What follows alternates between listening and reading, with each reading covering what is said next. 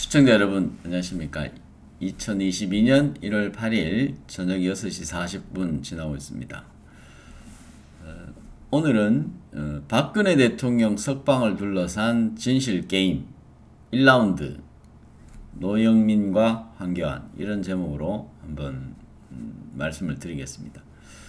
이제 박근혜 대통령이 석방이 됐습니다. 박근혜 대통령이 감옥에서 많은 일을 했다고 제가 논평을 해드린 바 있습니다.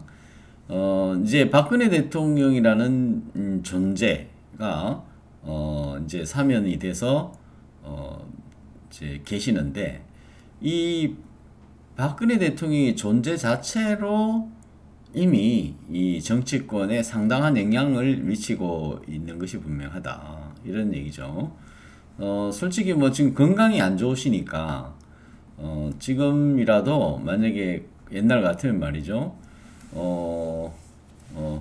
전국을 뭐 한 보름 정도만 한번 이렇게 쓱 다녀도 야당이 압승하는 것은 큰 문제가 없을 텐데, 이런 생각도 한번 해보는 사람도 있더라고요.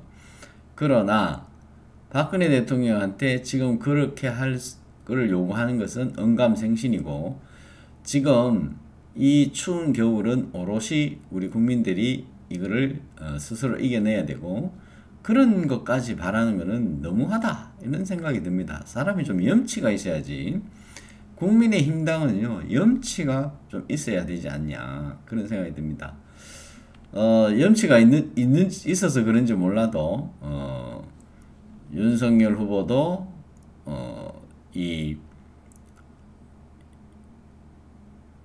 그 몸이 쾌유되기를 바란다, 이렇게 얘기만 하고 뭐 특별한 얘기를 안 했습니다. 그런데 애시당초에 우리가 뭐 동방예의지국이라는 얘기를 입에 달고 다니던 사람들 아니겠습니까? 그런데 전두환 대통령 장례식 때 이 국민의힘당 국회의원들이 하는 거 보면 참 정말 어떻게 보면 정치를 민정당에서부터 시작했던 사람들 있잖아요. 민정당 시절에 민정당 당원이 아니더라도 민정당 시절에 정치를 했던 사람들 맞죠. 뭐 대표적인 분이 김종인 씨 아닌가요? 이 그런 어떤 우리가 국가의 원로, 이런 분들에 대한 대접을 그렇게 홀대하는 걸 보면 참으로 안타깝습니다. 이틀 뒤에 월요일 날 전두환 대통령 막제 49제 막제가 대구 동화사에서 열립니다. 월요일 오후 2시에 동화사에서 아마 열립니다. 대구 동화사는 대종사인 의원 스님이 계시는 곳이죠. 어쨌든 대구에서 이 전두환 대통령 막제가 열립니다. 자, 다시 주제로 돌아와서요. 앞으로 박근혜 대통령의 이 석방, 이 재판 과정, 이것이 이제 두고두고 우리가 하나의 역사적인 사건으로서 우리가 이거를 어떻게 해서 박근혜 대통령 탄핵이 됐고, 어떻게 억울한 재판을 받았고, 감옥에서 어떻게 투쟁을 했고, 이런 과정들을 우리는 후손들에게 잘 가르쳐야 된다. 그것만 잘 가르쳐도 대한민국이 올바로 설 수 있다, 저는 그렇게 생각을 합니다. 저희 프리덤 뉴스도 박근혜 대통령 탄핵이 시작될 무렵 2016년 12월 4일인가 박근혜 대통령 탄핵소추안이 발의되고 나서 저희 프리덤 뉴스가 법인 설립이 2016년 12월 19일 날 법인 설립을 했고, 내일입니다. 2017년 1월 9일 날 인터넷신문 프리덤 뉴스와 종이신문, 지면신문 프리덤 뉴스, 그 당시는 애국일보였습니다. 그거를 서울시에 신문 등록을 했던 날짜가 이제 1일인데, 내일이면 이제 딱 만 5년 5살이 되는 겁니다. 예. 5년의 세월이 지났는데 지금 이런 진실 게임을 하는 이유가 뭘까요? 정치인들이 이 박근혜의 존재 자체가 두려운 걸까요? 두려운 것일 수도 있습니다. 그런데 정작 두려워하는 사람들은 국민의힘당이 아닐까 속으로 아쉬우면서 이럴 줄 알았으면, 지금 선거의 여왕이 없는 국힘당 오합지졸처럼 보이지 않습니까? 지금 초라하죠. 그런데 가서 도와달라고 할 염치가 없나 봐요. 그리고 또 하나, 박근혜 대통령의 탄핵을 도와달라는 길은커녕 박근혜 대통령이 가고자 했던 국가 지도의 방향을 틀어서 퇴보시킨 자들이 국힘당 안에 수두룩하다.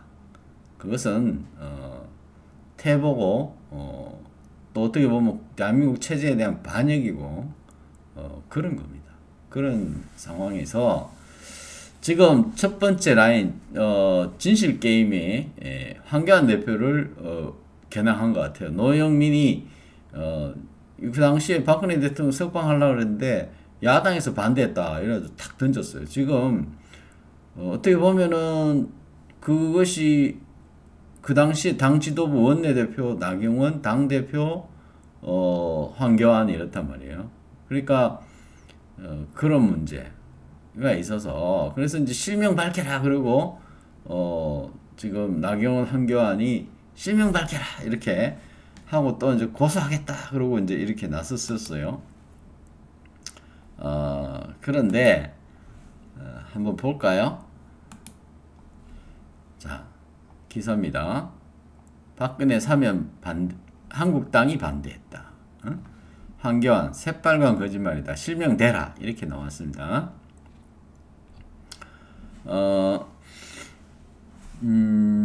황교안 대표가 페이스북에서 새빨간 거짓말 노영민은 책임질 각오 되라 이렇게 얘기를 했고요. 그 다음에 이 국가적 이 대사를 앞두고 정치 공작이다 이렇게 막 발끈했습니다. 이런 야당 지도부 그 당시에 2019년 7월 18일 날 청와대에서 5당 대표 초청 간담회 후에 박근혜 대통령을 만났다. 그렇게 문재인 대통령을 만나가지고 얘기를 했다. 이런 얘기예요. 그 당시에 이제 이 나경원 대표도 문재인 대통령한테 박근혜 대통령 석방을 요청한 것이 그 당시 당 지도부의 일관된 입장이었다. 이런 얘기를 이제 나경원 대표들이 밝혔고, 그랬는데 노영민이 이제 사면을 반대해왔다, 반대했다, 야당이 이렇게 이제 공작이 나왔습니다. 그래서 어쨌든 이 박근혜 대통령이 어쨌든 지금 정치의 중심에 있다. 아무 말씀 안 하셔도 지금 가닥을 잡고 있어요. 자, 박근혜 대통령이 이제 삼성병원에서 뭔 일을 하실 것 같아요. 자, 한번 볼까요? 여러분 안녕하십니까? 황교안 일기 1월 7일입니다. 소리를 좀 높여드리겠습니다. 네, 저는 아침부터 정말 분노할 일이 있었습니다. 그 노영민 문재인 대통령 전 비서실장이죠. 완전히 새빨간 거짓말을 했습니다. 2019년 9월에 박근혜 대통령에 대한 석방 논의가 있었는데 그때 우리 당 지도부가 반대했다는 것입니다. 박근혜 대통령 석방에 대해서 반대했다는 것입니다. 이 정말 말도 안 되는 새빨간 거짓말입니다. 그로부터 2달 전 2019년 7월 달에 5당 대표가, 저를 포함해서 5당 대표가 문재인 대통령을 만났습니다. 회담이 끝난 뒤에 제가 문재인 대통령에게 특별 시간을 요청했더니 그 한 구석으로 데려가더라고요. 그 창가에 있는 그 한쪽으로 데려가서 갔길래 제가 문재인 대통령에게 요청을 했습니다. 박근혜 대통령 구속된 지가 너무 오래됐다. 석방을 요구한다. 그래 했더니 법률적인 문제가 있다고 그러더라고요. 그건 이제 아마 형이 확정되지 않으면 사면은 하지 못한다. 이런 법 규정이 있긴 합니다. 그러나 내가 사면 얘기한 것도 아니고 석방해달라고 분명히 얘기를 했어요. 그리고 석방은 언제든지 대통령 뜻만 있으면 할 수 있는 것이었습니다. 그렇게 다른 핑계를 대는 것을 보고 석방의 뜻이 별로 없구나 하는 생각을 했습니다. 그 이후에도 제가 수십 번 언론을 만날 때나 인터뷰할 때 박근혜 대통령의 석방 또는 사면을 요구했었습니다. 그런데 그런 제가 또 우리 당 지도부가 박근혜 대통령의 석방에 반대했다고요?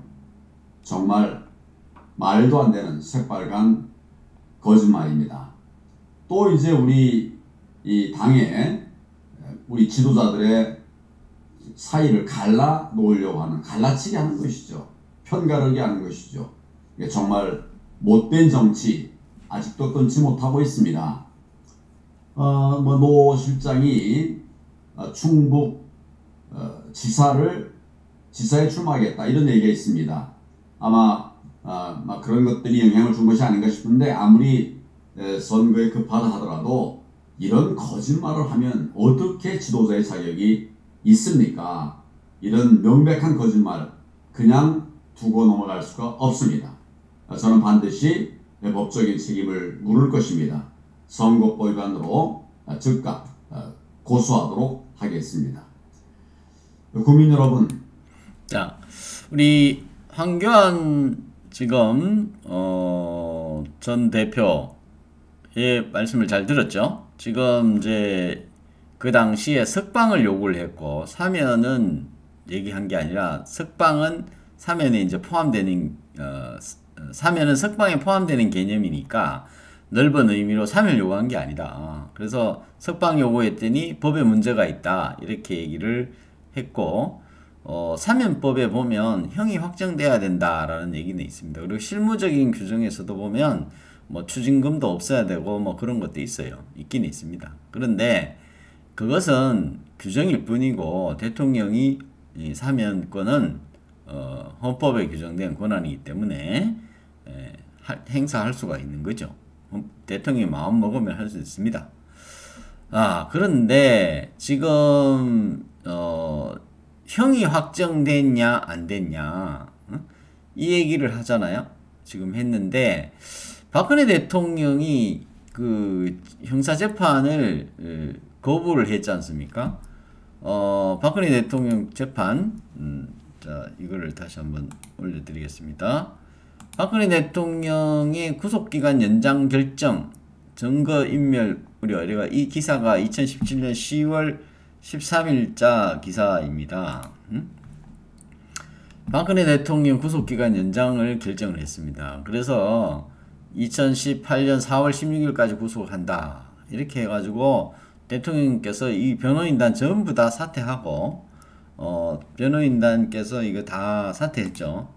사퇴하고, 이때부터 재판을 안 나가셨어요. 재판 안 나갔습니다. 그래서, 그러면은 이제 1심 판결이 났을 거 아닙니까? 1심 판결이 났는데, 박근혜 대통령께서 어떻게 했냐? 항소를 포기를 했어요. 항소를 포기해서 그때 국선 변호인이 이걸 갖다가 이거를 했단 말이에요. 국선 변호인이.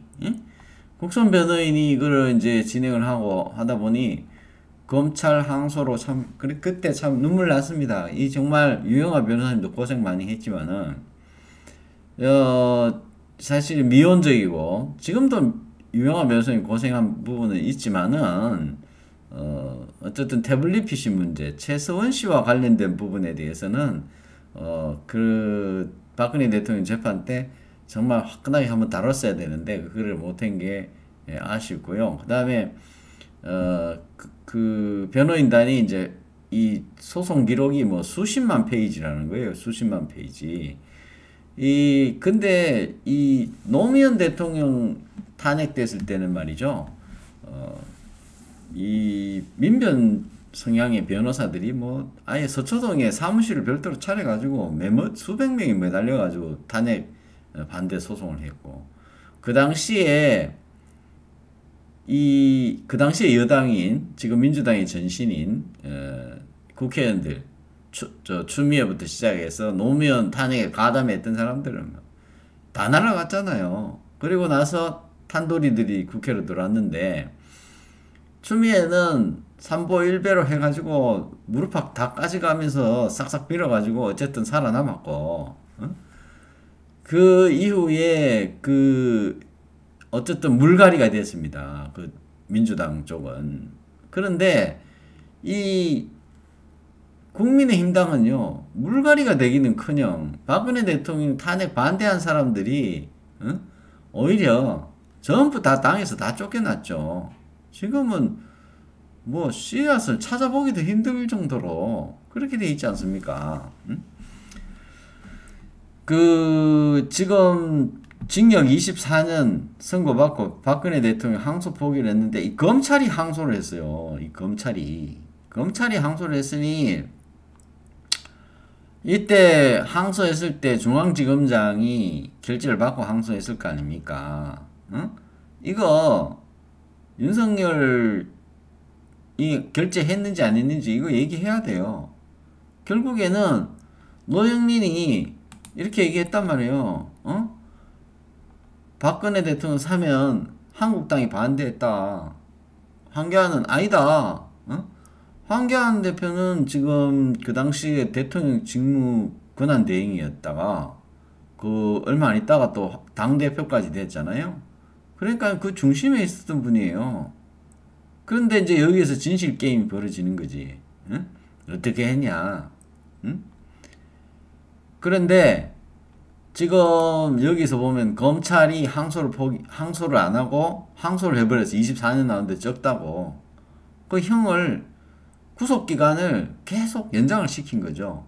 어? 여기에 대해서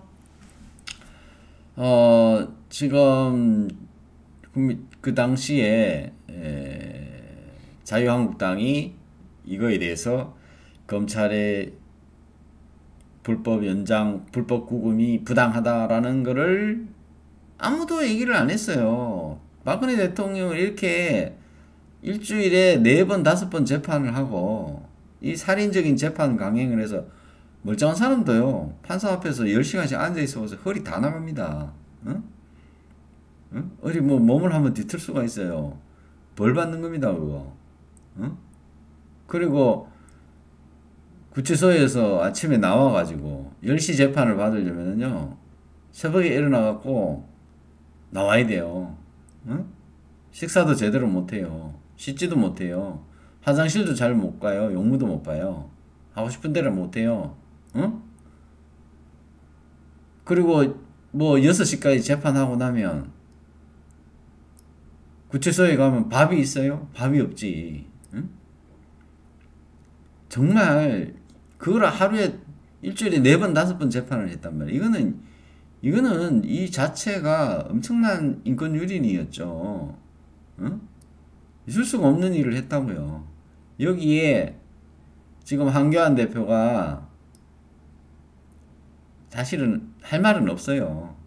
그 당시에 사면을 요구했었는지는 몰라도 왜 이런 논란을 만드냐 이거야. 왜 이런 논란을 왜 만드냐. 황교안 대표 그 당시에 내가 가서 떳떳하게 그 당시에 내가 가서 사면을 요구하겠다 당론으로. 그래 내가 기자들한테 내가 가서 지금 그 당시에 얘기를 화끈하게 명확하게 했고, 성명서라든가 입장문이라든지 기자회견이라든지 문재인 만나가지고 밀담을 이렇게 나눴는데 이렇게 하더라고. 그때 얘기를 해놨으면은 노영민 이딴 소리 안 할 거 아니에요. 그때 명확하게 했어야 되죠. 그 창가에가 무슨 얘기를 했는지 그 얘기를 당 수뇌부들끼리 자기들끼리 쑥덕쑥덕 해놓으니까 지금 와가지고 노영민한테 이렇게 당하는 거 아닙니까? 저는 황교안 대표가 진실대로 오늘 금방 들으신 얘기는 진실하게 얘기하셨다고 믿어요. 그러셨겠죠? 당연히. 교회 장로를 하시는데. 그렇게 했겠죠. 근데 그 당시에 뭐가 두려워가지고 그렇게 공개적으로 얘기를 안 했습니까? 그렇게 만약에 문재인 만나가지고 그 얘기 하더라. 그러면서 그 얘기를 나와서 태극기 집회라도 한번 참석해가지고 마이크 잡고 한번 얘기를 했으면은 지금 요즘처럼 그런 일 없었지. 노영민한테 이렇게 바가지 쓰잖아요. 어? 지금 진실 게임으로 들어가서 결국에는 여기에 진실 게임으로 들어가서 이간책이다 이렇게 얘기를 하니까 그러면은 우리는 반성을 해야 된다. 자, 그 당시에 그렇게 했지만은 황교안 대표는 이렇게 얘기하면 안 되고 내가 그렇게 얘기를 했지만은 그거를 공론화시키지 못한 것에 대해서 국민 여러분께 죄송합니다. 박근혜 대통령한테 죄송합니다.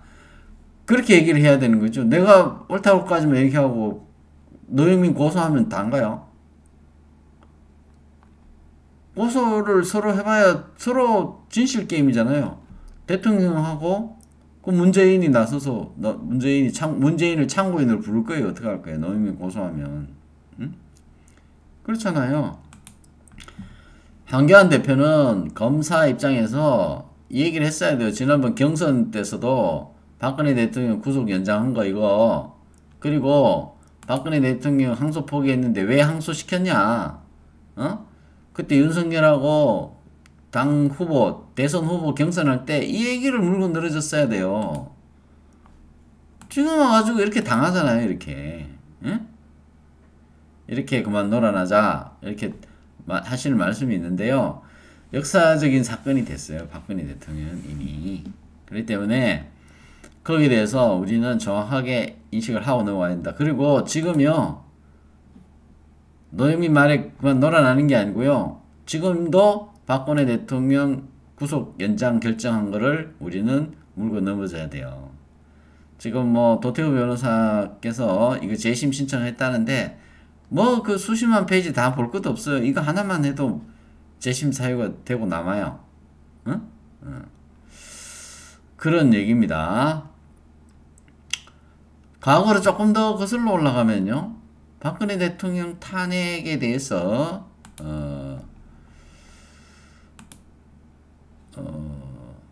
황교안, 나경원 있습니다. 2019년 8월 24일자에 이 야외 집회를 그때 막 하실 때죠. 2019년도에 대선 후보가 돼가지고 당 대표가 돼가지고 이제 참 보기도 좋습니다. 보기 좋은데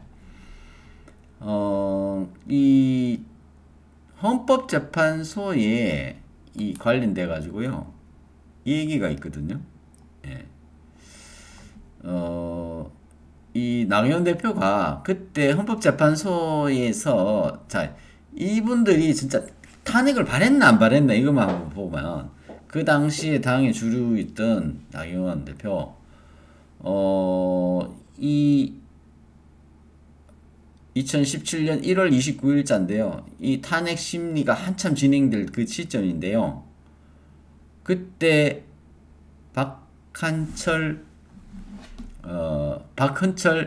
헌법재판소장 임기가 다 됐어요. 그래서 그 헌법재판소장으로는 6년을 못 채웠는데 헌법재판관 임기가 6년인데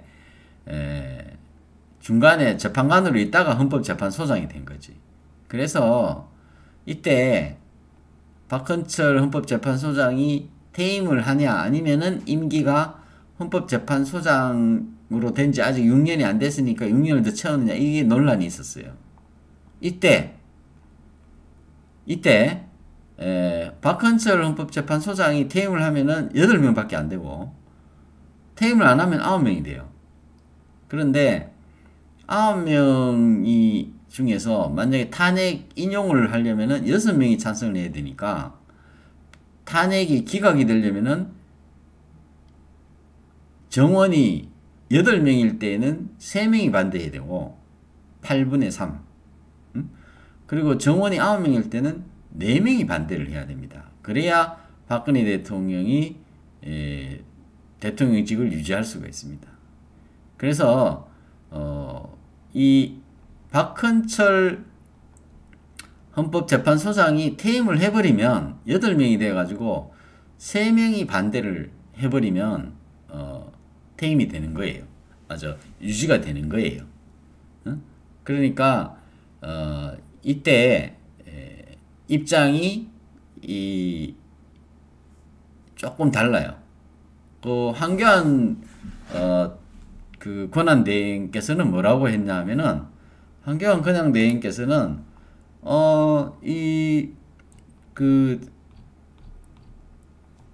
8명 중에 그 당시에 그 헌법재판소장이 된 지 6년이 안 됐기 때문에 임기가 계속 남아있다 이렇게 주장을 했어요. 그래서 그냥 탄핵 심판할 때까지 박헌철 헌법재판소장이 임기가 있다 이렇게 해서 9명이다 이렇게 주장을 했어요. 그래서 그 임기가 있다 이랬는데 박헌철 재판소장 자체가 내가 국회에다가 그 재판관으로 있을 때 선임 재판소장이 이제 임기에 대해서 나가고 자기가 이제 국회에다 그런 조건으로 재판소장이 되기 때문에 나는 나가야 된다 법적으로 그렇게 입장을 밝힌 가운데 한교안 후보께서 아니다 이거는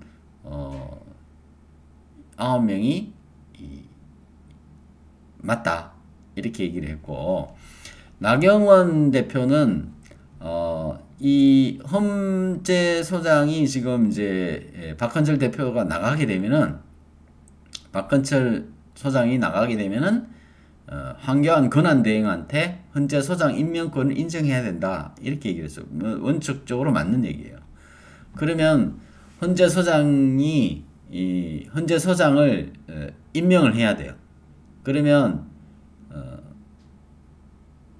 8명 중에서라도 누구를 한 명 임명하고 결혼이 생긴 사람을 헌법재판관으로 임명할 권리가 있어요. 그래서 제가 헌법에 이렇게 헌법을 좀 찾아봤습니다. 헌법재판소 헌법 제6장 111조를 보면은 이렇게 돼 있어요. 이거는 뭐 중요한 게 아니니까 줄여버리고 헌법재판소는 법관의 자격을 가진 9명의 구인의 재판관으로 구성을 하며 재판관은 대통령이 임명한다. 이렇게 돼 있어요. 자, 대통령이 임명하니까 대통령 권한대행도 임명할 권한이 있어요. 그 3명은 국회에서 또 3명은 대법원장이 지명하는 자. 그러니까 9명 중에서 3명이 국회 지분이고 3명이 대법원장이 지명하고 나머지 3명은 대통령이 임의로 하는 거죠. 그런데 헌법재판소장만은 대통령이 합니다. 헌법재판소장만은 나 이 사람 시킬 거야 라고 해서 할 수가 있어요. 그런데 이때 헌법재판소장을 우리가 그 누굽니까? 그 우리 저 헌법재판소장 권한대행식으로 해가지고 일이 진행을 안 했어 이게 그 당시에. 헌법재판소장을 황교안 후보가 이거를 황교안 권한대행이 이거를 한 사람을 임명을 해서 이거를 9명으로 맞추든지 했어야 되는데 시간이 촉박했죠. 시간이 사실 어떻게 시간이 촉박했어요. 그래서 이제 국회에서 그거를 국회 동의를 얻어가지고 또 해야 되니까 뭐 한다고 마음대로 되는 건 아닙니다만은 그래도 헌법재판소장을 누구로 해야 된다. 그 중에서 서열이 문제가 아니고 선임 순으로 가는 그런 대행 체제가 아니고 내가 헌법재판소장은 뭘 권한이 있냐면은 탄핵 심판을 주관할 권리가 있어요. 우리가 법정에 가면은 가운데 앉은 사람은 재판장이잖아요. 재판장을 뭔 권한이 있냐면은 재판을 지휘하고 증거 채택할 때에도 상당한 영향을 미치죠. 그래서 재판을 3월 10일 날 끝낼지 아니면은 재판소장이 헌법재판소의 장이 되면은 헌법재판을 뭐 1년을 끌 수도 있고 나는 이거 유죄 무죄 판단을 그 특검 박영수 특검 그 기소해가 재판 다 보고 나서 그때 하겠어. 난 지금 못해. 이렇게 유죄 무죄 판단을 다 보고 다 할 수도 있고 재판소장의 권한이 막강한 거죠. 그 헌법재판관의 심리를 그렇게 했고 그 소송 지휘권이 있으니까. 그래서 탄핵 소추안도 막 헌법재판소 재판관이 힌트를 줘가지고 막 수정을 하고 권성동이 지금 윤석열 사무총장이 국힘당 사무총장이었죠. 권성동이 지금 그 당시에 법사위 위원장이었잖아요. 법사위 위원장이라 탄핵 소추 위원장이었어요. 권성동이. 오늘 제가 썸네일에 올려놓은 그 나온 그분이, 응? 그 간사가 민주당의 백혜련 의원이고, 응? 그리고 이쪽은 변호인단이 있고, 응? 재판관은 헌법재판소장이 하고 이랬단 말이에요. 그래서 이게 너무나 아쉬웠던 부분이 헌법재판소장을 의 임명권 이런 거 가지고도 헌법재판을 최소한 미룰 수는 있었어요. 뭐 이렇게 안 된다. 뭐 대통령 권한 대행으로서 9명 채워가지고 해야 된다. 안 돼. 내가 9명 채워가지고 내가 임명할 거야. 뭐 TO가 뭐 대통령 권한이 아니면 그럼 국회에서 한 명 보내. 내가 그 임명해가지고 할 테니까. 그럼 국회에서 여당 야당 막 싸울 거 아니에요. 어쨌든 지금 그런 것들이 정말 할 수 있는 것들이 너무너무 많았는데 허무하게 다 열어줬죠. 허무하게 다 열어주고 무슨 그 변호인단들도 정말 좀 뭐 이거 할 수 있는 것들이 정말 법적으로는 엄청나게 많았는데 의견 일치도 잘 안 되고 뭐 여러 가지로 참 아쉬운 점이 많았습니다. 뭐 그 이런 상황에서 헌법재판소장 임명 권한을 이제 그래도 나경원 대표는 한교안 권한대행이 헌재 소장 임명권을 인정해줘야 된다. 권한대행이지만 당연히 맞는 얘기예요. 그런데 이유가 나경원 대표는요 탄핵에 가담을 했잖아요. 그런데 이래 얘기했어요. 여기 지금부터 잘 들으셔야 돼요. 지금 3명이 반대하면 이 공석인 재판관은 찬성표를 더할 수 없으니까 결국 반대표로 계산될 수밖에 없다. 그래서 야당은 재판관이 공석이 되면 사실상 탄핵 반대표가 확보되는 사정이라는 걸 간과하고 있다고 주장했다. 그 당시에 야당은 민주당입니다. 그래서 민주당에서는 아니 그냥 빨리 하자. 8명 가지고 뭐 언제 그거 하냐 뭐 이러면서 3월 달로 결심으로 몰아붙인 거고요. 막 밀어붙인 거죠. 막 밀어붙인 거지. 3월 10일로.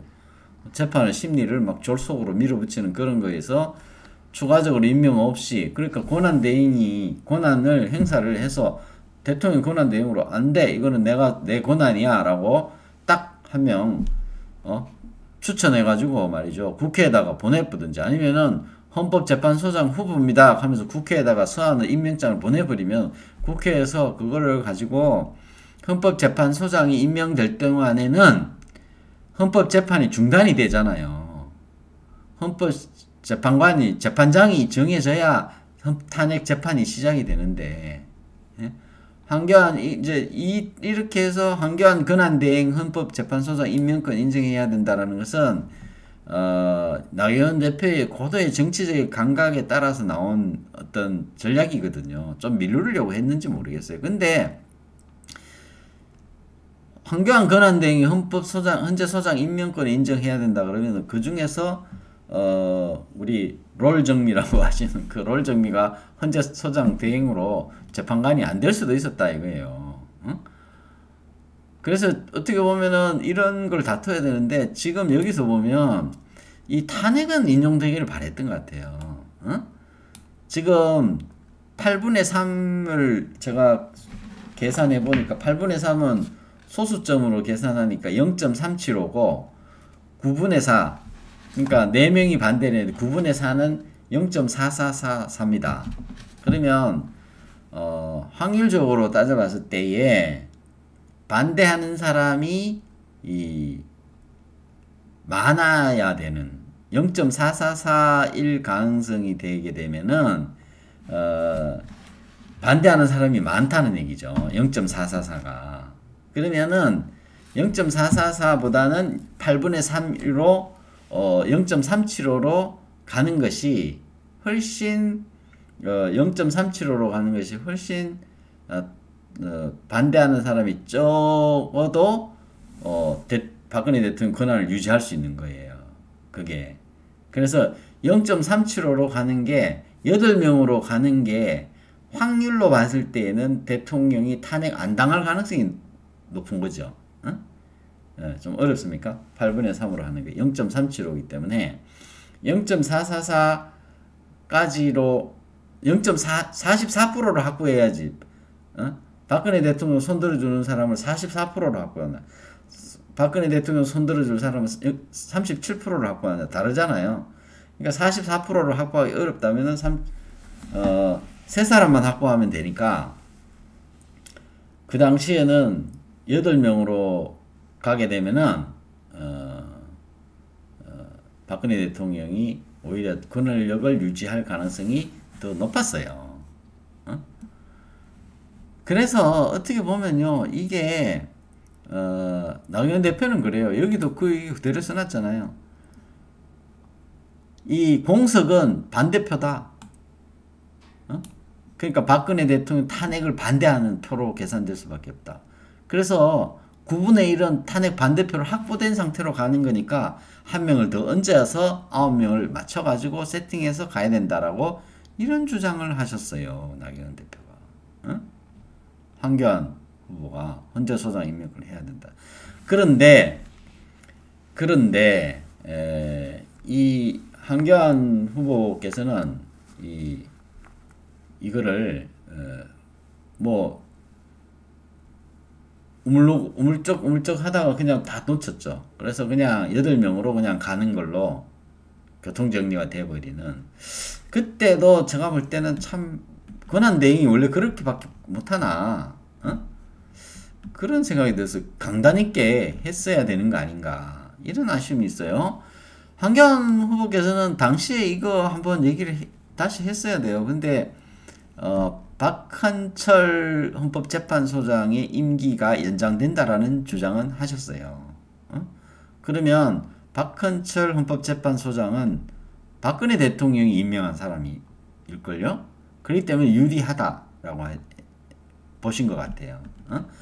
대통령 권한대행을 뭐 이런 식의 뭐 40년 만에 권한대행 체제가 헌정사에 새로 생겼으니까 11.6 사태 이후에 대통령 권한대행 사태가 40년 만에 생긴 거라 뭐 어떤 전례가 공무원들 좋아하는 전례가 없었을 수도 있습니다만은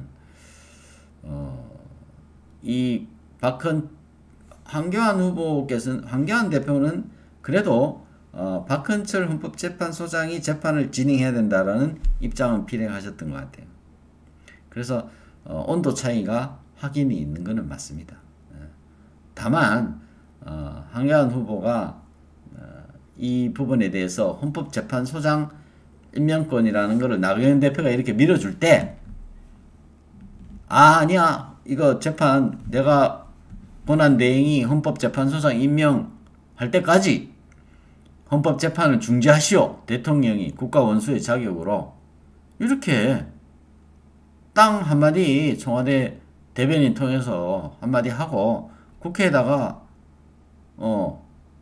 새로 임명하는 사람이나 아니면 그 중에 한 사람을 헌법재판소장으로 앉히고 이렇게 투쟁을 했더랬으면 하는 생각이 그때도 많이 들었는데 지금 유튜브나 이런 걸 통해서 제가 처음 얘기하는 겁니다. 처음. 예. 이런 일이 있었어요. 이런 일이 있었습니다.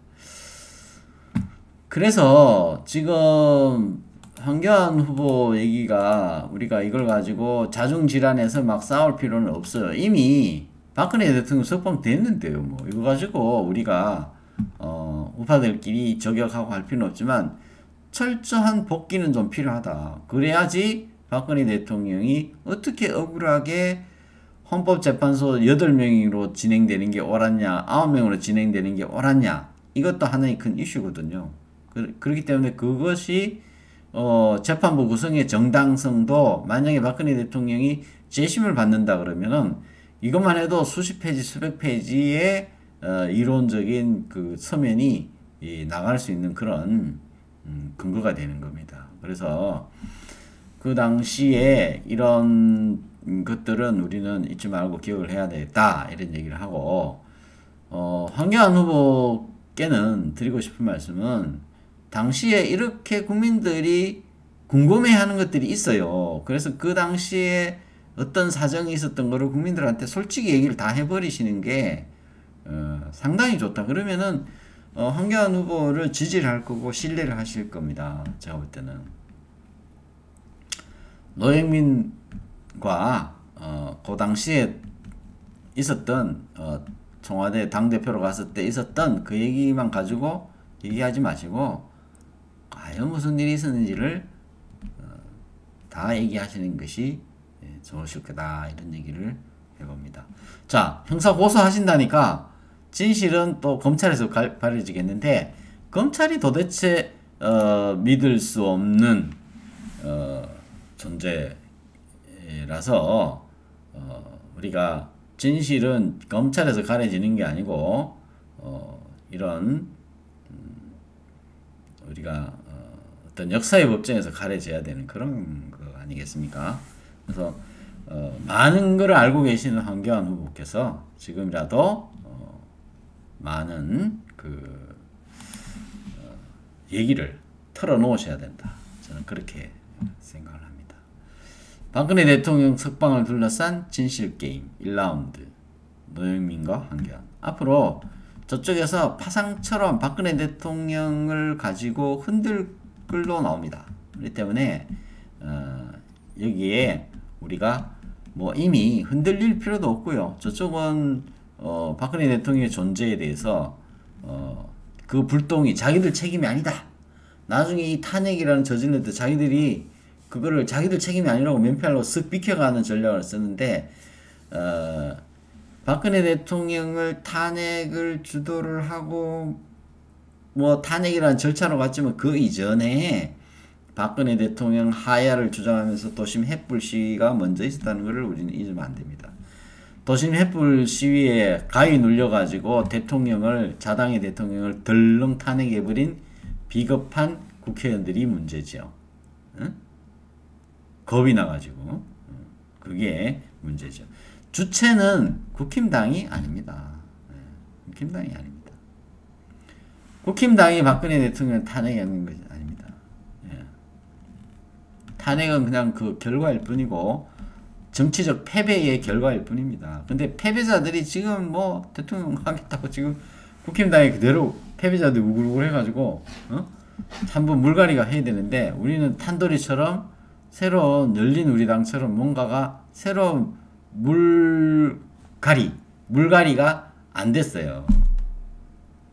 노무현 탄핵 사태보다 더 심각한 일이 벌어졌음에도 국힘당은 개혁이 전혀 안 됐고 그 개혁을 전혀 못한 것에 대한 정치적 책임을 황교안 대표가 갖고 있는 거예요. 거기에 대해서 정확하게 얘기를 해야 되지. 지금 노영민하고 말싸움 해가지고 지금 이런 식으로 얘기하시면은 우파에 분열만 더 생긴다. 혹시 제 방송을 들으시면은 더 통 크게 과거에 있었던 얘기를 해주시면 좋겠다 이런 얘기를 하고 오늘 방송은 여기까지 마치겠습니다.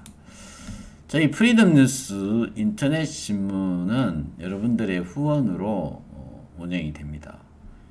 2017년 1월 9일 날 창간이 됐습니다. 그리고 2017년 6월 1일 날 더케이 호텔에서 창간식을 또 거창하게 했습니다만은 우리 우파 시민사회가 여러가지로 또 분열하는 과정에서 그냥 두지는 않았죠. 좀 좌절도 많이 겪고 그랬습니다. 그 얘기를 하려면 정말 책 몇 권을 써야 되는데 그래도 저희 프리덤 뉴스 여전히 살아남아 있습니다. 인터넷 프리덤 뉴스 오늘 강화정 선생님의 마중물 저항이라는 시를 올려놨습니다. 네, 좀 무서우신데 한번 봐주시고요. 깜빡이는 후원 배너를 열면은 CMS 회원이 되실 수가 있습니다. 예. CMS 회원이 되셨다가 해지를 원하시는 분은 거래은행에 전화를 하시면은 해지를 해줄 수가 있고요. 해피 나눔으로 전화를 해서 해지하셔도 해지가 가능하니까 부담 없이 회원 가입을 해주시고 또 형편이 되면은 형편이 어려우시면은 해지하셔도 되고 아니면은 회사로 연락을 주시면 저희가 조치를 해드리겠습니다. 감사합니다. 저희 프리덤 뉴스 인터넷 뉴스 외에도 김기수 TV로 지금 프리덤 뉴스를 운영을 하는데, 프리덤 뉴스라는 거를 유튜브 채널 제목을 프리덤 뉴스라고 만드니까 거의 24시간도 되지 않아서 그냥 동영상을 채널을 폐쇄 조치를 했습니다. 그래서 프리덤 뉴스라는 이름의 채널을 구글이 지금 허용하지 않고 있습니다. 그래서 부득이 로고와 마크, 그 다음에 저희 프리덤 뉴스 여기다 은행 계좌나 이런 거 다 프리덤 뉴스 계좌입니다. 제 개인 계좌가 아닙니다. 프리덤 뉴스 김기수 TV로 지금 운영하고 있습니다. 많은 분들이 후원해 주시고, 여기 가입 버튼이 새로 생겼습니다. 가입 버튼이 생겼습니다. 멤버십 가입도 해주시면 감사하겠습니다. 오늘 방송은 여기까지 마치겠습니다. 박근혜 대통령 석방을 둘러싼 진실게임 1라운드 노영민과 황교안. 앞으로 이 진실게임에 있어가지고 제가 그동안 경험했고 알고 있는 얘기들을 더 많은 얘기를 해드릴 기회가 있을 것 같습니다. 감사합니다. 오늘 지금 요즘 백신 피해가 많던데, 저희 자녀들이 백신 2차를 맞았는데 이거 오늘 열이 나가지고 아주 고생을 했어요. 정말 백신 피해, 또 백신 피해로 또 사망하신 분들 유족들 이 연합체로 구성해서 조만간 아마 분향소를 설치한다고 그런 얘기가 들립니다. 그래서 백신 피해도 중요하지만은 어쨌든 우리가 이런 코로나를 핑계로 해서 열리는 이런 파시즘적 성향에 대해서 우리가 좀 저항을 해야 되지 않겠냐, 이런 생각이 듭니다. 감사합니다. 편안한 주말 되십시오. 제 얼굴로 돌아와서 마치겠습니다. 네, 오늘 방송은 여기까지 하겠습니다. 감사합니다.